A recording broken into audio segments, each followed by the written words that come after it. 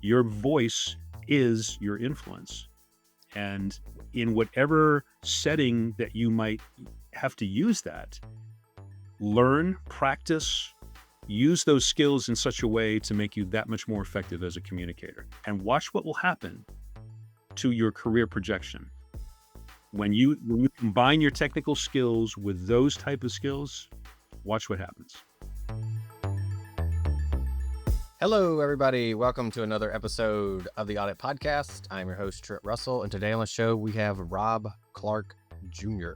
Rob's the Chief Audit and Compliance Officer at Howard University. Prior to that, Rob was held similar roles at Clark Atlanta, University of Nebraska, and Georgia Tech. Also, if you need like a speaker, a trainer, an MC for an event, or a coach, as you'll find out through the episode, Rob is fantastic at those. And so you can either reach out to Rob on his LinkedIn that we just showed, or you can go to his website, robclarkjr.com. Rob is also a super stud. So there are plenty of awards that Rob has won over his time. 25 best practices for efficiency in the state as awarded by the governor of Georgia.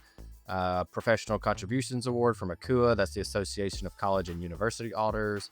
Member Excellence Award from ACUA. Excellence Through Leadership Award, Honorary Drum Major from Clark Atlanta Mighty Marching Panthers Marching Band. That was a mouthful. Can't believe I got all that right. And the National Speakers Association of Georgia Volunteer of the Year. So Rob is super involved in seemingly every organization that he is with. That also includes Rob is the president-elect for the National Speakers Association in Washington, D.C. Super involved with Toastmasters, which he will hit on. As you can tell, he's very involved with ACUA. If you have been to an audit conference in the past, 15 years, you've probably seen Rob speak or MC or be masters of ceremony or something. He's very much out there, does a ton of public speaking, and through no surprise, that's a lot of what we hit on. If you know Rob, and even if you don't, but you're watching the YouTube version of this episode and you can see Rob's LinkedIn profile, or if you've seen it before, very much a suit and tie wearing kind of person. And so for the first time ever in 5 years and 200 plus episodes of the Audit Podcast, I also wore a suit and tie. I told Rob in advance, I was like, look, man, I know that's your thing. You wear suit and ties. I'm going to match it. I'll do the exact same thing. What I didn't realize is that we're going to wear the same color suit, the same color shirt, and the same color tie.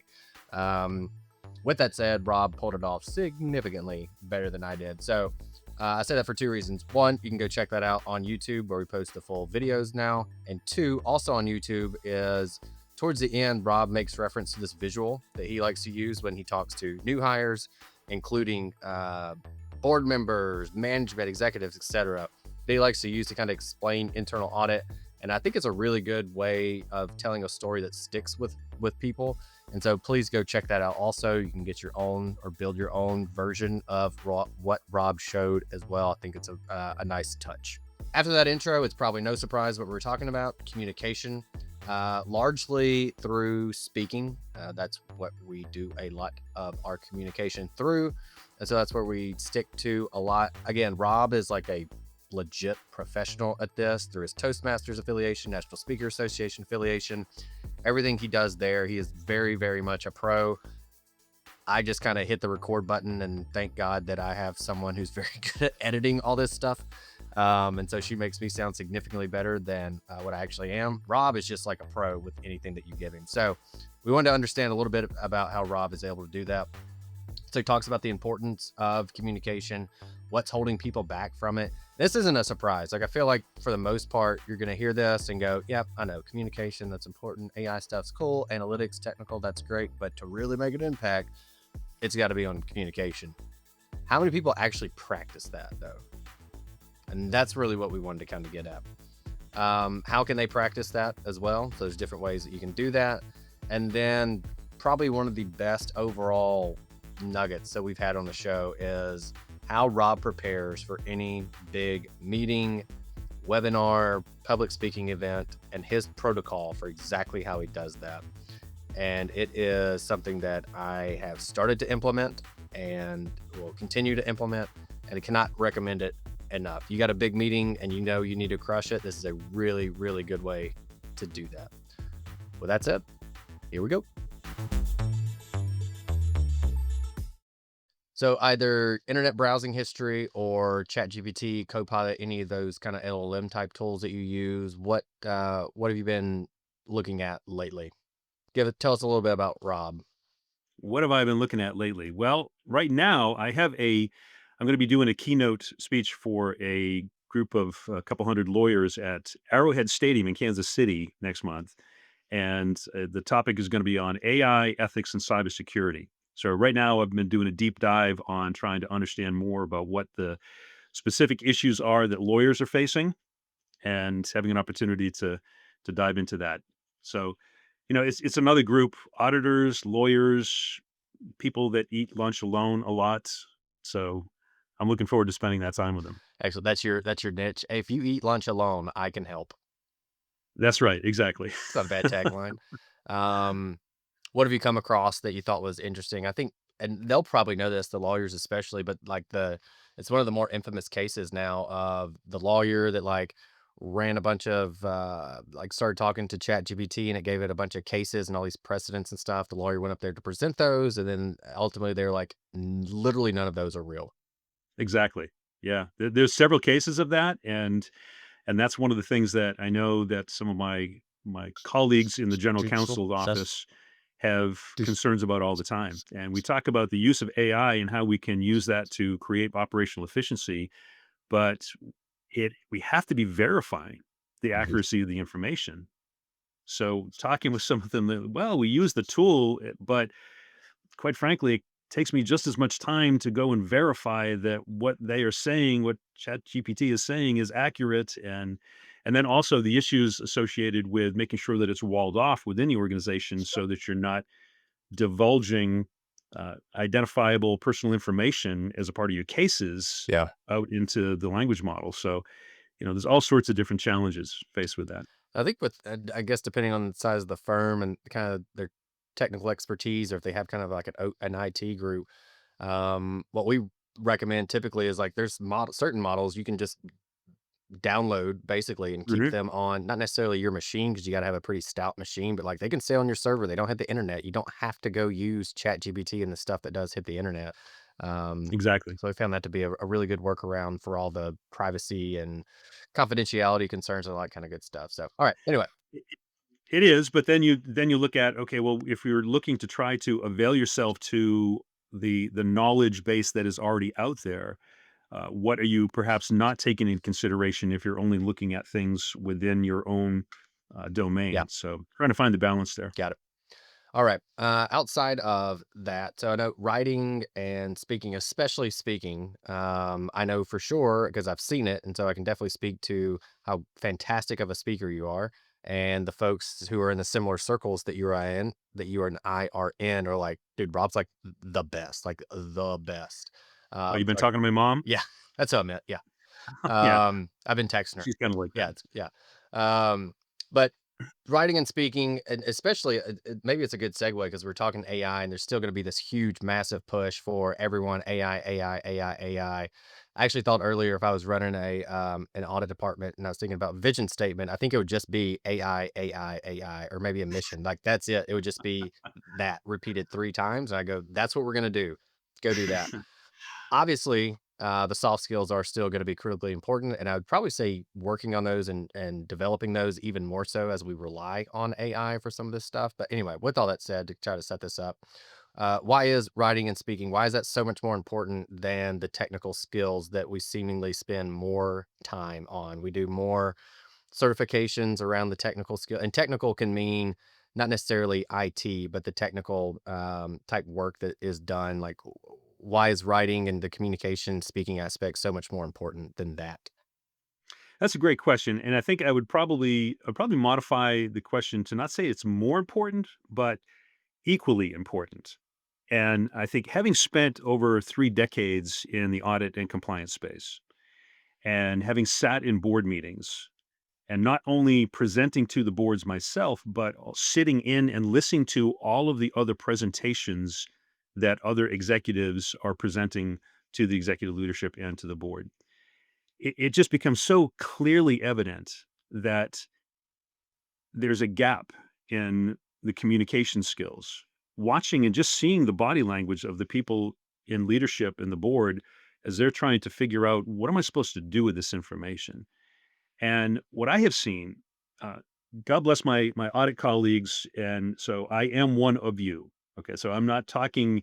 This is not talking disparagingly about our profession, but the reality of it is I have done many quality assurance reviews, and I'm certified by the IA to actually do as a quality assurance validator. So I go in and do quality assurance reviews at different organizations, not just within my institution of or industry of higher education, but retail operations, medical. I've done this for banking, information financial institutions, manufacturing. And in the conversations that we have with the executive leadership, often with the chair of the board, with the CEO, with the senior leaders, we ask them questions about, tell us about your perspective of the internal audit function. And what is it that we as independent validators can offer as feedback to the chief audit executive and his or her team that will help them to be that much more effective? And the comments in every single QAR that I've ever done, it's almost as if I could just copy and paste from one to the next.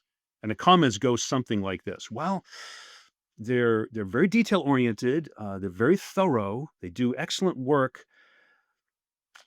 I just wish they were better communicators." And when we pull on that thread more, well, tell me what you mean by that. Well, oftentimes they get in the meetings and they just are reading their reports, or they're just looking up at the screen and pointing to the PowerPoint. We can read the PowerPoint. We don't need them to read it for us. What we are looking for is to understand what the risks are. What are the major things that we want to be focusing on? They seem to get so nervous. And when anyone other than the chief audit executive has to present, we all get nervous.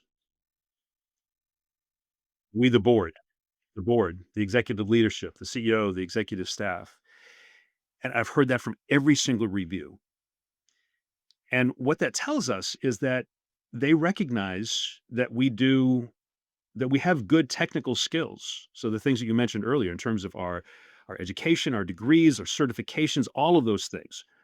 We should never take our foot off the gas in terms of developing a lifelong pattern and a thirst for knowledge, and always looking to try to push the envelope and learn what's coming next, and not only what are the current issues, but what's coming around the bend. What's the technology that we need to be prepared to incorporate, and being responsive to that so we can be value added advisors, strategic advisors for the leadership. But beyond the technical skills, we have to have solid communication skills. You use the term soft skills. That's often what people refer to at communication skills. I like to refer to them as power skills. Because if you want to make a powerful impact on your organization, I would argue that there is, beyond making sure that you have the framework for your technical skills, I would argue that there's nothing more important and valuable than working on enhancing your presentation skills. And not just presentation skills behind a lectern or a podium and a microphone, speaking before a large audience and doing that type of presentation. But equally as important is working on your extemporaneous speaking. When you're just sitting around a conference room and somebody calls on you without any preparation to be able to render an opinion on something, and to be able to do so concisely, confidently, and in a compelling way, that's how people view you. That's how people view you as a professional, how you present yourself. If you are confident and you are speaking with appropriate presentation skills, and you're doing so in a way that is making contact with and resonating with your audience, the chances of your message being received and acted upon is going to go up exponentially. Conversely, if you don't have that, all of your work that you have put hundreds, perhaps even thousands of hours into in some of our projects is going to fall flat if, when it comes to the point of presenting all of that to the executive leadership and the board, if we don't do that in a way that absolutely hits them between their eyes and they feel it and they understand the impact of this and they walk away with a clear path forward, chances are that risk and all of those risks that you've identified are going to be left unmitigated.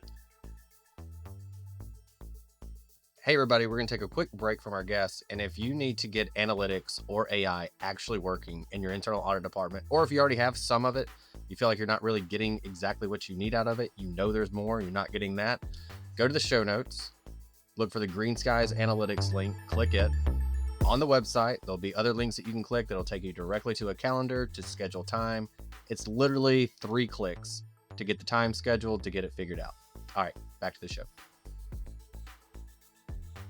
I'm curious about the difference between the, I'll call them boardroom speaking skills, or just call them like meeting speaking skills, if nothing else, and the public speaking skills. And it reminded me of, there was someone I used to work with, and when he got called on, just, there's like 15 of us on the team or whatever. We're just kind of like back. You could see like their shoulders kind of tighten up, and they're just like, I'm not doing that.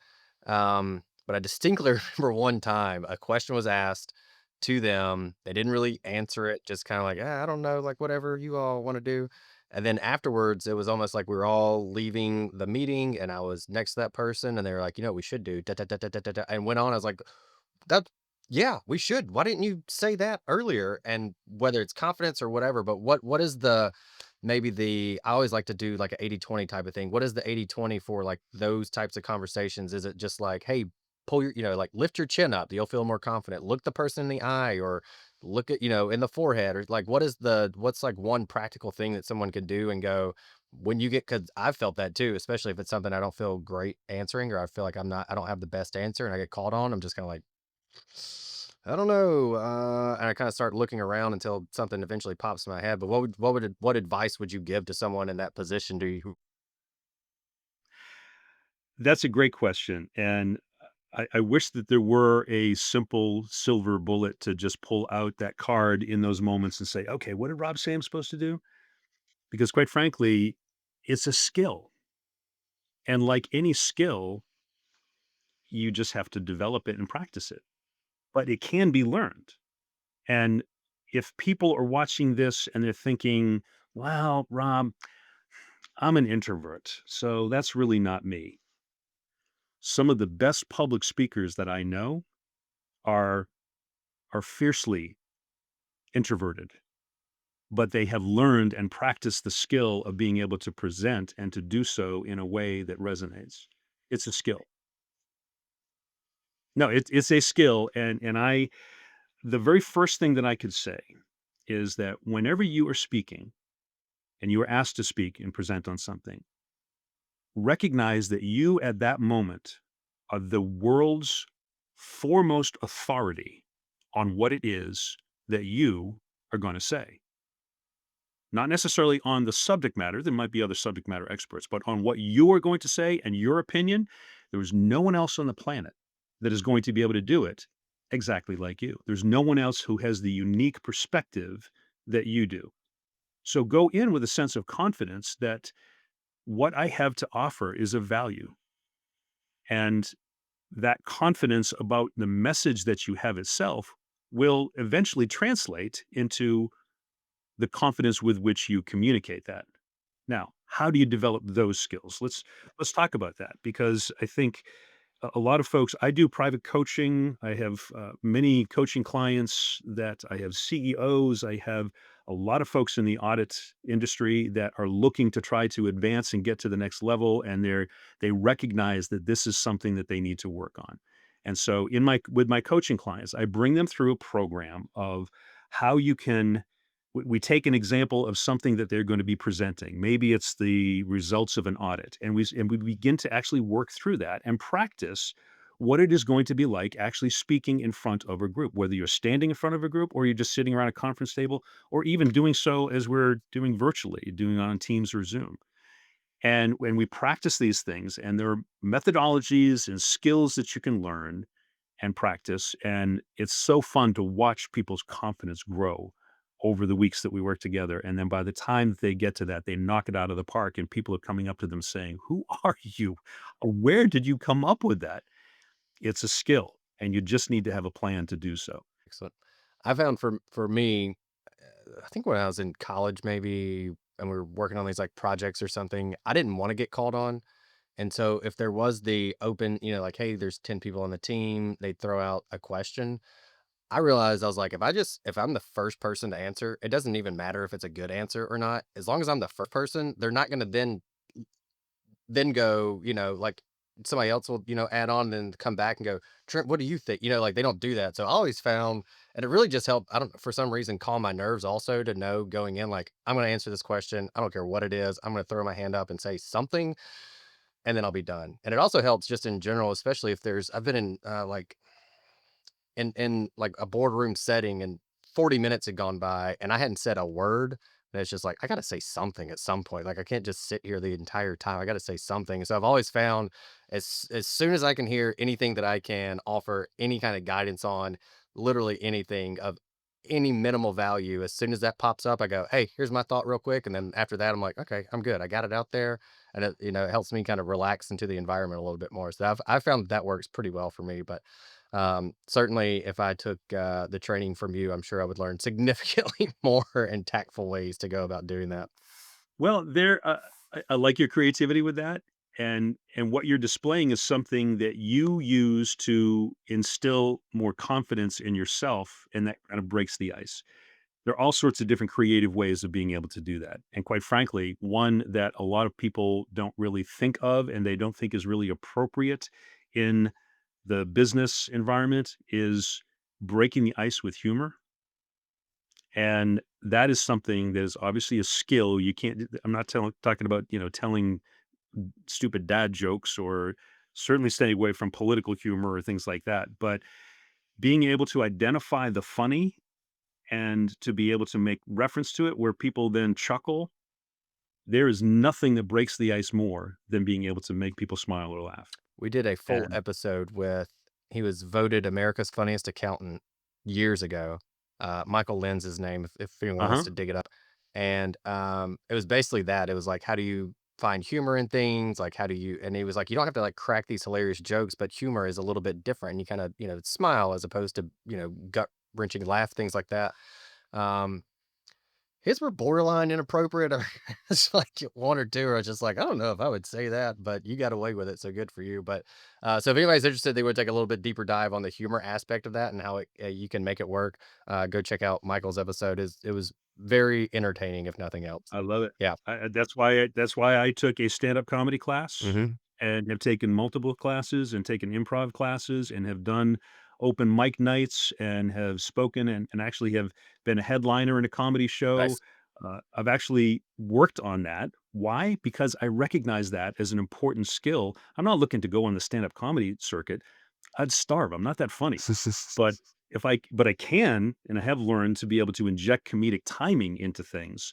And what we are doing when we are in an audit exit conference or we're presenting to the board or whomever it is, we're talking with other human beings, other Exactly. people. And if you can connect with them on a way that makes them think like, okay, he's not taking himself so seriously and get them to chuckle, it's amazing the rapport that you can build. Yeah. I It's developing the full toolbox of communication skills. but I'm thinking, like, if you go into boardroom environment and maybe it's not a joke that you've necessarily rehearsed or something like that, but you say something, you expect maybe even a grin. And inevitably, there's those people that just they give you nothing. I mean, you can give them the best stuff you have, and it's just stone cold. And it's like, okay, like I can feel sweat running down the back of my neck now because of that. The same way you always hear about comedians, they bombed. Like that's the thing. Like even the greatest are like, I bombed, I bombed, I bombed, and just having to like deal with that. And it seems like they just kind of go, that's part of the gig. I move on. So again, this might be outside the scope of this, but any advice for the hey, I tried that joke and now I'm just like pouring sweat or some level of humor. Now I'm just pouring sweat because there was just stone cold nothing. Self-deprecating humor is one of the best tools in that moment, and I've had that. I've been on stage in a comedy club and come up with something that I thought was just gonna kill, and you hear crickets. And at that point, I have taken out and just imagine like, "Okay, write that one, that's not working," and I just pretend like I'm crumpling up and throwing it away, just making fun of the fact that that bombed and or saying, "Wow, that was so much funnier in the shower this morning." Or and or just saying like, "Okay, I guess I'm gonna keep my day job." And just something where you're acknowledging the tension, like, "Oh, that didn't work." That's okay. People are gonna appreciate the fact that you at least tried, and you are trying to connect with people on a human way, in a human manner, on a personal level. I think it works. I think I would go with, I should listen to my wife. She said this wasn't gonna work. Something along those lines. Exactly, perfect, right? I mean, and that's funny. And what you intended to say initially didn't work. You thought it was gonna be funny, but then you're able to recover by saying something funny that, "Yeah, my wife said I shouldn't have done that." And, man, she's always right. Why do I not listen to her?" Husband, wife And humor. that in itself is gonna be having people chuckle. Yeah, always husband, wife humor every single time. What do you feel like in the people that you talk to, like what's holding them back from investing in the writing and speaking, and how can they fix that? Is it just they feel like, especially now, again, coming back to AI, I need to spend more time there, or what do you feel like is holding people back? I think we all tend to focus on and stay within our comfort zone. And if something is pushing against that limit of that comfort zone, we're going to find excuses and ways to try to avoid that. And the fear of public speaking is a real thing. And it's something that we just have to acknowledge that people have that. But it doesn't mean that they need to be crippled by it. So some of the people who are watching this right now might be identifying with your question. Like, that's just not me. Okay, Rob, you seem like a pretty outgoing guy, and maybe it's easier for you, but I'm not like that. So you're like that, Rob. That's who you are, but I'm not like that. I would encourage you, if you are somebody who's watching, do not limit yourself. Do not put labels on yourself. That might have been how you were thought of as a child. That might be something where you've had some past experiences where you've been embarrassed and now you just shy away from all of that. Don't be limited by what your past perceptions are of yourself or how other people might have labeled you. I would say you are where you are right now in your career, in your life, in your own personal and professional development. Take advantage of this. See this as a challenge to try to not necessarily even step outside of your comfort zone, but to expand your comfort zone. Take incremental steps that are going to help you to begin to grow those muscles that are going to allow you to feel that much more confident. One of the best things and pieces of advice that I could give to people, and I say this to my coaching clients as well, you want to fast track your trajectory in increasing your skill sets, get involved in Toastmasters. Now, Toastmasters, for those of you who don't know, is the largest not for profit professional development organization in the world. There are chapters in every state, in just about every city, 100 and something different countries.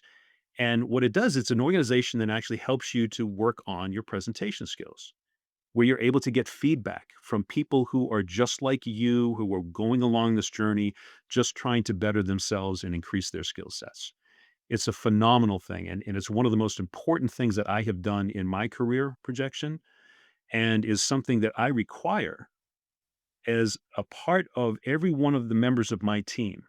I make it clear to them, if you want to be considered for promotional opportunities, you must get involved in Toastmasters or some other type of program. And I just believe that strongly in it. And what I am most proud of in my career is not the things that I have personally attained or the stuff that's hanging on my wall. It's the fact that there are over 2 dozen people that I have hired at lower level positions that I have mentored, developed, poured into, coached, that are now at C suite or VP level positions. And there's a common theme for all of them. And that is that every single one of them got involved in Toastmasters. Rob, I feel like it's a good time to ask if you have. I feel like people listening right now are like, "Does Rob have any open positions I can apply for? Do you have any open positions? Are you looking to hire anyone right now?" We are actually going to be hiring a CISO that is going to have a primary reporting relationship to me and dotted line to the CIO. Okay. So We have some CISO level folks that listen to the show, so if they're I bet interested, they do. Let's talk. I feel like I might Call have to me. make the recommendation. I feel like you just did that yourself. Um, Couple things on Toastmasters for those that don't know, and I'm asking this to you, Rob. Is virtual still an option for some people? And then also, I know around here when I looked them up years and years ago, this is like pre-COVID. There was one at this company, and like I didn't know anything Mhm. about Toast, so I like went to the company. They're like, "No, dude, you have to work here. You don't get to just show up." So like some organizations have their own Toastmasters within their Right. organizations, right? That you can be a part of, which I would imagine is even better because people can see you, like your peers and people above you can see you, and even if you feel like you don't do well the first whatever times that you go, eventually they will see you in a more positive and confident light, if nothing else. But anyway, so those two questions, still virtual an option, and I would assume the or Many of them are probably many of them I see are hybrid. The chapter that I belong to is, and I joined back in the late '80s, and am still a member of different chapters now. And it's ours meets hybrid, where one meeting is in person, the next meeting is virtual. I would recommend to anyone who's really interested in doing this to find a club that at least meets partly in person. There's nothing like being able to actually physically stand in front of a group and to present. It's an entirely different thing than it is just sitting down and talking on Zoom or Teams. We're so used to being able to do that virtually. There's a different dynamic. And when you are presenting in front of a group physically, there are different skill sets that you need to have that you don't necessarily get a chance to practice as much if you're just doing it on Zoom.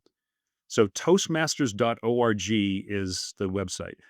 It's a very nominal cost for membership, and it's one of the most important things that I have people do. I think it was like $35 a year or a quarter or every six or something for Yeah, my it's chapter or it's something. it's Yeah, very it's very reasonable, yeah, and for the benefit that you get out of it is it's absolutely critical. yeah. Perfect. All right. I do always like to get into the how to. Now that we've been talking about Toastmasters, I hit my and so I feel like there's the counter out there going. That's all right. No one's counting. Okay. Grace, grace. Okay. Perfect. Um, couldn't even help it that time. So I do want to get to some of the practical and the how-to stuff as well, specifically the areas I feel like the audience is probably most interested in, especially like as they've even heard you. If this is the first time they've heard of you, or like heard your voice and heard you present and talk and all that kind of good stuff, and especially the ones who have seen you in person, I got to think they're like, okay, how do you develop that level of confidence? Because that's what I feel from you, probably more so than anything else. And then what can people do? Like, how can they practice their skills, their communication skills? Especially like if they take one of your trainings, I know you speak at IA chapters and things like that. How can they take what they learned there and then apply it after that? So it's not just we heard Rob talk, that's super motivating. A week goes by and you go, yeah, I don't really have time for that anymore. What would you recommend for those kind of two questions if we combine them? It's kind of like at the beginning of the year when gyms are flooded with people with their New Year's resolutions that are joining the gym, and then by February, they all drop off, right? Which I love. As a gym goer, I love that. February's Right? fun. So do Yeah. I. Exactly. I'm like, "Yeah, get these newbies and these wannabes out of here." But just like anything, it requires dedication and consistency and practice and coaching and feedback and having the opportunity to try out new things and to get feedback about what worked, what didn't work. And we'll talk a little bit about how you can actually create your own feedback in that in a few moments. But what I would say is be intentional. Take this on as if you were enrolling in an academic course where you are studying something for a semester and you've got classes and deliverables and things. That's what I do with my coaching clients. It's typically a 3-month program where we sit down and we have meetings every week. There are deliverables, there are things to work on, and people begin to start feeling like, hey, you know what? I tried that out at a meeting last week. It worked. Give me more. What else could I do? You build upon those successes, and it's a matter of being intentional and recognizing that this is not just a New Year's resolution that you're going to do for a couple months, but this becomes a pattern. It becomes a lifestyle of forcing yourself to continue to grow and to continue to get that type of feedback and to make sure that you are honing those skills because there is no finish line. What about the how you prep? Like what is your process? for prepping for any number of the gigs that you do? I feel like there's a never-ending list. So you MC a ton of stuff, DJ stuff, speak at conferences. Obviously, I mean, pick any one of those examples that you want to. But how do you prep for that? What steps do you take that people could maybe also use for a, let's call it, audit committee meeting or anything else? Right. So let's talk about something that is probably going to be more applicable to the folks who are watching Mhm. this. You're getting ready to prepare for perhaps an exit I was hoping conference. you were going to say DJing. Well, I don't know how many DJs we have here that are in the audience who are watching Yeah, this. let's So prep for let's the. stick, since we're talking to Yeah, auditors, let's stick with the exit perfect. conference.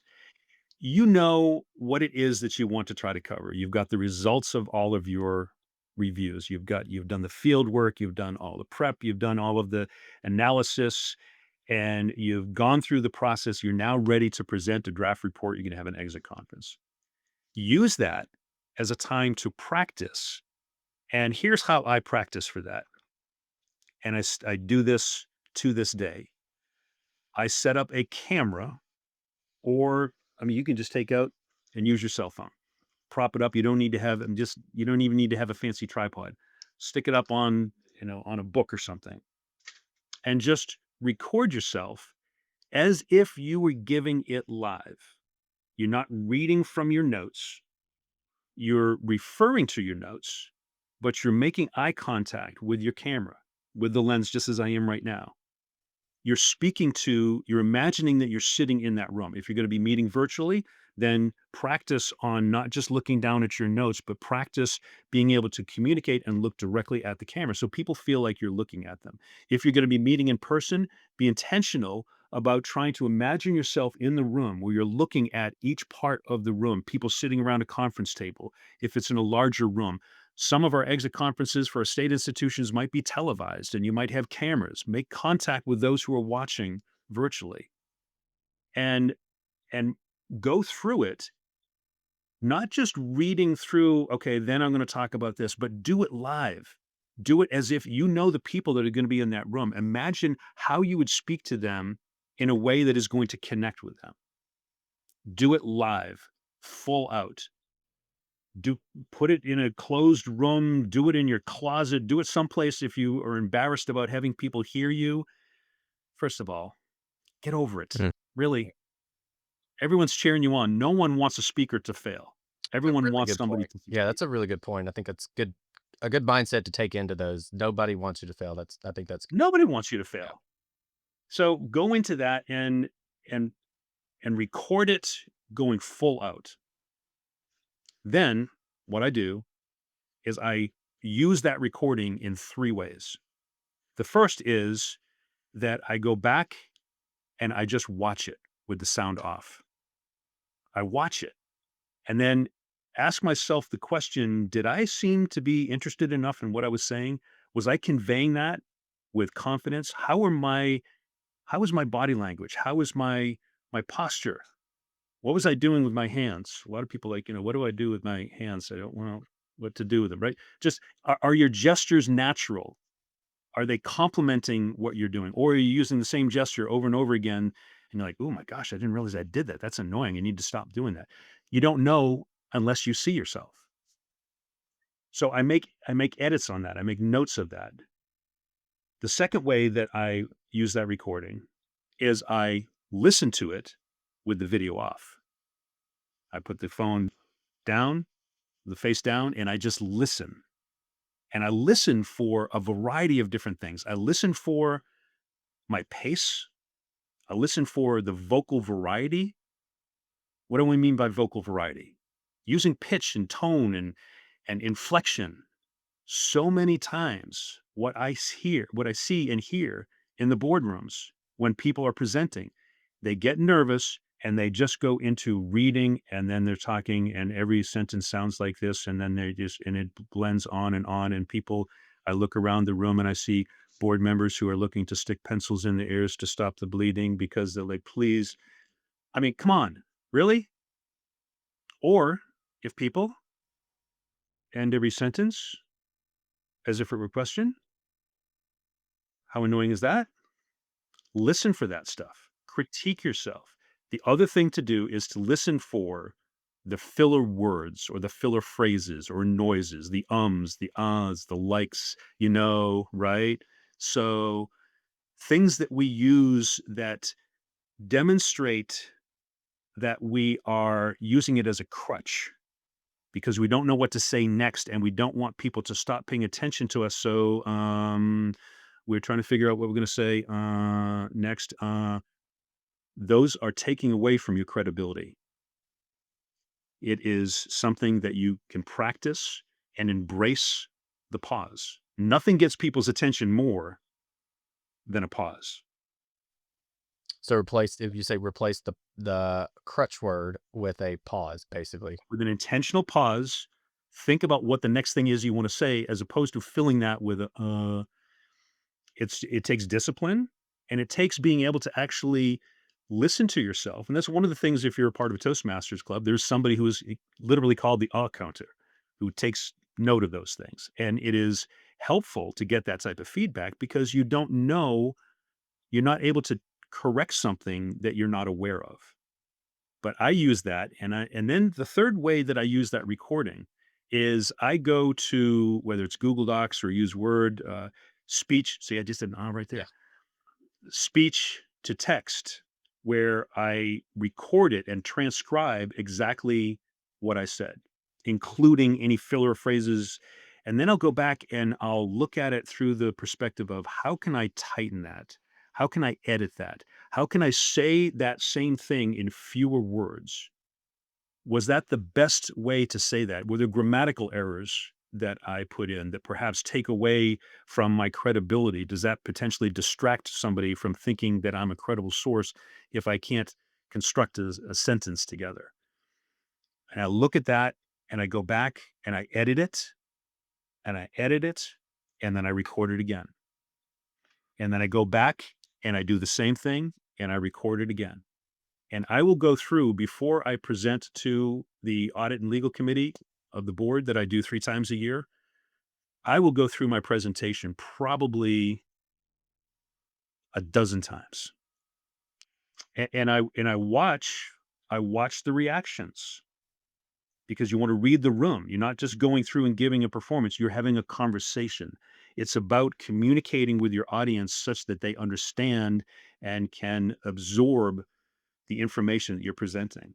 No, and I have seen the difference with the board's reaction to what it is that we are saying versus the reports that I hear from others. And it's just the discipline of being intentional about trying to hone that craft and to be making the optimal use of those 15 to 20 minutes that I have to be able to give that report and to make sure that they're engaged, it's on target, I'm able to provide feedback, I'm referring back to things that people had said earlier in the meeting.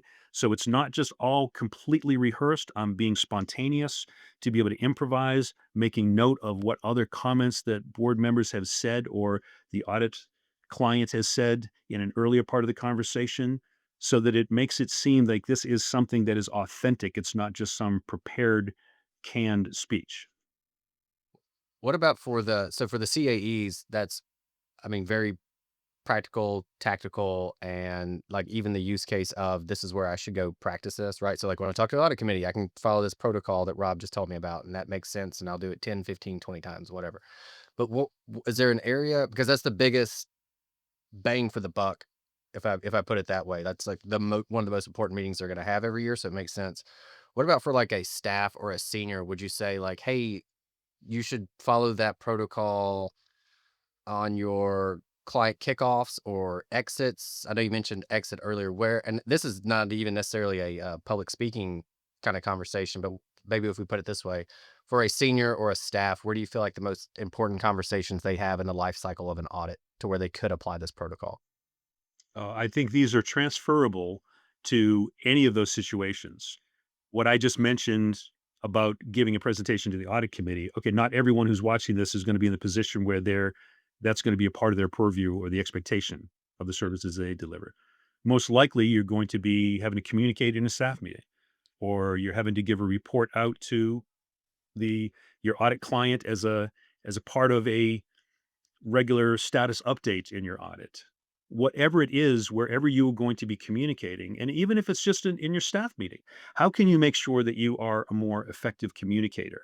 How can you make sure that when you speak, people are paying attention and they recognize that you are doing so with an increased level of confidence and you're able to do so in a compelling way? That is your influence. Your voice is your influence. And in whatever setting that you might have to use that, learn, practice, use those skills in such a way to make you that much more effective as a communicator. And watch what will happen to your career projection. When you combine your technical skills with those type of skills, watch what happens. I think if I put it a different way, it would be, and what I was trying to say was, I don't feel like everybody's going to do this on the kickoff. They're going to do it on close. They're going to do it for every staff meeting because it does take a lot of time. So maybe if I said it a different way, find the area that you feel like is the most important to you and follow that protocol there of rehearsing it, doing the recording, listening to it, watching how you do it on mute, and then the transcript of it. I just, you know what I mean? Like, do it if to you it's more important to do that and establish yourself within the audit department itself, and do that during the staff, like prep for your staff meetings that way. If it's more important to you to do it because you feel like if we do it on a audit kickoff and that's going to help establish the relationship best is on that first impression, do it there. If you feel like, no, we got to close really well, and so we're going to do it at the exit meeting, then apply it there if you have time. If you have time, do it for all of them. But that's kind of what I was getting at, is to get people to think about, where should we practice this and where is it going to add the most value? I would say anytime where we should practice it is anytime that we're communicating with another human being. When we're conducting our field work, when we're doing our interviews, when we're doing our evaluations, we're asking for documentation, where every interaction that we have is an opportunity to create connection and to enhance your influence and people's confidence in you to be able to execute in your audit engagement. Every single meeting that we have, whether you are meeting with people through Teams or Zoom, if you're meeting in person, if you're having to go and do physical inspections of things, every interaction you have is an opportunity for you to grow in those skills. We're gonna start to wrap it up, Rob, but before that, what is behind you? The very colorful brick. Yeah, what is that? I can see the HU, and that makes sense. But what is a? I can't even really tell. What is that? You don't recognize that? That's the COSO cube. Oh, now of course I do. Yeah, I can't believe I did not recognize that from that Yes. distance. So what is And that? what What's so the? you're Why do you have wondering, that? why do you have a COSO cube behind you? What is okay. Part of we've been talking about communication and the importance of trying to make sure that our message is resonating with people. Look for creative ways. We didn't even get into the writing part and how to craft our reports. There's whole sessions that I do just on being able to create more compelling audit reports. But one of the other things that I like to do is be able to talk about risk in a way that people understand. So I use the COSO cube. We do new employee orientation, new faculty orientation for every single employee. And I use this as a part of talking about what their perspective is and their responsibility to be able to manage risk. And I use the COSO cube. And here's how I use it. I talk about it and say, okay, your entity is on this side. Your business unit over here. Those of you who are familiar with the COSO cube, if you don't know what the COSO Cube is, it's a committee on sponsoring organizations. Came out from the Treadway Commission back in the '80s. Came up with the whole internal control model in 2004. Enron, WorldCom, and then expanded into enterprise risk management. They had to look at it in a way that incorporated the evaluation of risk, not just control. And quite frankly, the problem that I see with many auditors and their reports is they talk about the conditions, but not necessarily the risk. What the board needs to hear is what the risks are. So here's how we talk about it. At the top of this, we have the internal control environment. That's the management risk appetite. That's where the board policies exist. Objectives for our strategic operation, reporting and compliance requirements. And then we get to the event identification where we ask, what's the bad stuff that could happen? Not necessarily what do you think is going wrong, but if everyone were asleep at the switch in your particular area, what's the bad stuff that could happen? And then we assess that. What would the impact be on a scale of 1 to 5? Is that a low or is that I'm from Boston, is that gonna be wicked bad? Is that gonna be wicked bad and show up in the papers? And, 1 to 5. And then what's the likelihood of that? And then we come up with a response. How do we respond to this? Well, we come up with control activities. That's where our policies and procedures are, but not just the policies and procedure. We also have information and communication because we do training on that. So you hear from a party organization that comes up with a new policy and they say, and we posted it to the website. But not only that, we had a brown bag lunch where we invited people to talk about it. That's great. How many people showed up? 7. Look at 5,000 employees. 7 people showed up and we're okay with that? Well, every one of them rated it very high. They liked it. They thought it was very engaging. That's awesome. How do we reach the other people? Every single organization has all of this stuff. But the reason I built this little Jenga model here is because if you take out the monitoring part, if you don't do the monitoring, it doesn't matter if you have all of the stuff, that whole model is going to fall apart. When I do that and show that example, it gets people's reaction like, okay, I get it. And what we try to emphasize to everyone is your responsibility is to monitor. It's not our job. Our job is to monitor to see what you're doing, but your responsibility is to make sure you're monitoring that risk. It's a great visual. Yeah. I'm really glad that I asked. I feel like if we ask you any more, we'd have to pay because there's so much good stuff. I mean, literally that 3-stage protocol thing, I'm loving that a ton. But I will ask, I'll leave it to you, whatever you want to leave the audience with. What do you want to leave the audience with as we wrap it up? For anyone who has watched this far into it, that tells me something about you, that you recognize that this is something that you probably have an interest in or is something that you probably want to do more to expand your skill sets. And if that's the case, bravo. Good for you. I would strongly encourage you to invest in yourself.